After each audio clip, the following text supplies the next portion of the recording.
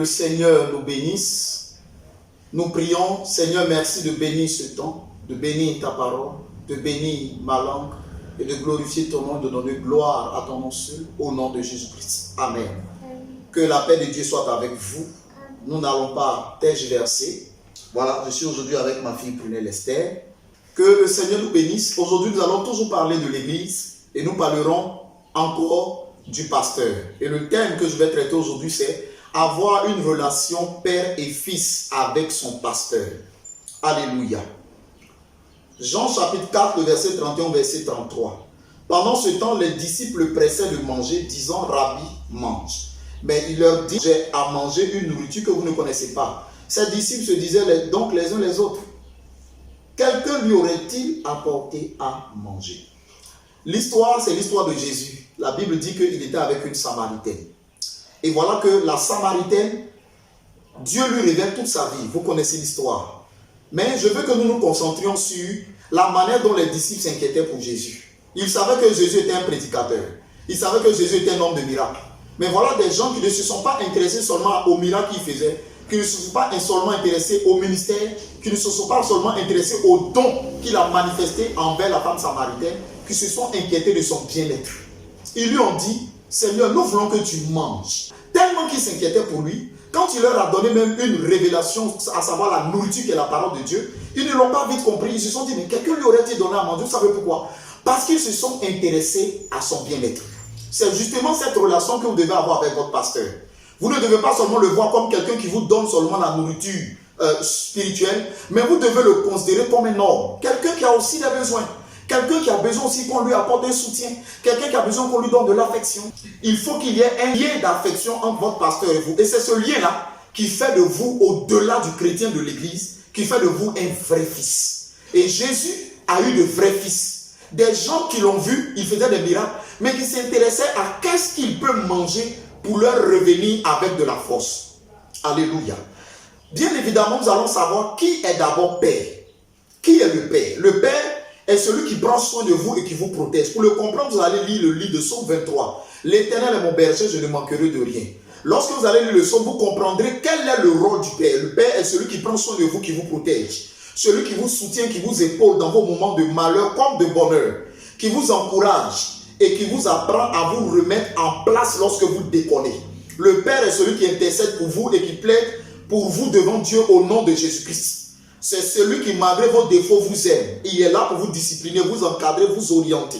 Il prie pour vous, il vous conseille. Mais en même temps, il est également là pour vous reprendre et pour vous féliciter. Si vous voyez en votre pasteur un tel caractère, bien sûr, vous avez trouvé un père. Il y a différentes catégories de père. Il y a le père biologique, il y a le père spirituel, il y a le père par adoption, ainsi de suite. Nous n'allons pas aujourd'hui voir les différents types de pères. Cela va constituer une autre forme d'étude et d'enseignement. Aujourd'hui, nous allons savoir comment avoir une relation de père avec son pasteur. Matthieu chapitre 28, le verset 10. Je lis la parole de Dieu.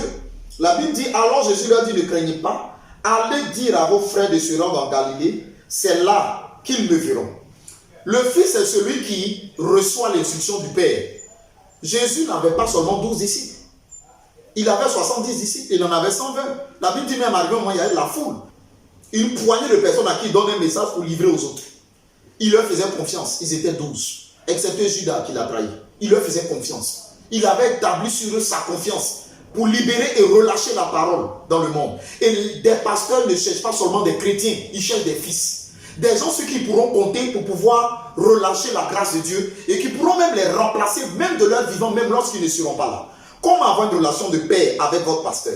Premièrement, il faut considérer votre pasteur comme un père. Non pas seulement à cause de son âge. L'âge ne définit pas la paternité.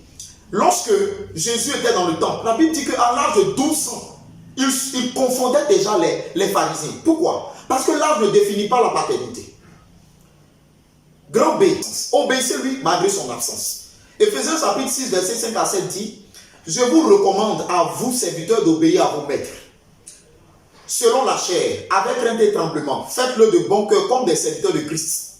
Non pas seulement sous leurs yeux. La Bible dit, non pas seulement sous les yeux. Et donc, obéissez à votre pasteur même en son absence. Je rappelle que nous sommes en train de voir comment avoir une relation de père avec son pasteur. Troisièmement, grand C, aimez-le. Non pas seulement pour son don, mais aimez-le pour sa personne. Aimez-le pour ce qu'il est. Intéressez-vous à lui. Aimez-le pour son bien-être. Aimez désirer ce qu'il a. Est-ce qu'il est en bonne santé? Est-ce qu'il mange bien? Est-ce qu'il s'endort bien? Est-ce qu'il n'est pas épuisé? Ne l'appelez pas seulement pour lui demander « Papa, prie pour moi. Papa, intercède pour moi. » Il a besoin d'avoir des fils qui sont capables de l'aimer, non pas pour son don, mais pour ce qu'il est. En grand D, épousez sa vision. Épousez sa vision. Quand Dieu élève un homme de Dieu, il élève cet homme de Dieu avec ceux qui épousent sa vision. Épousez la vision de l'homme de Dieu. La Bible dit en Jean 6, verset 65 à 69. Jésus-Christ était en train de donner un message et la Bible dit, sur ce qu'il dit, des gens se retiraient de lui.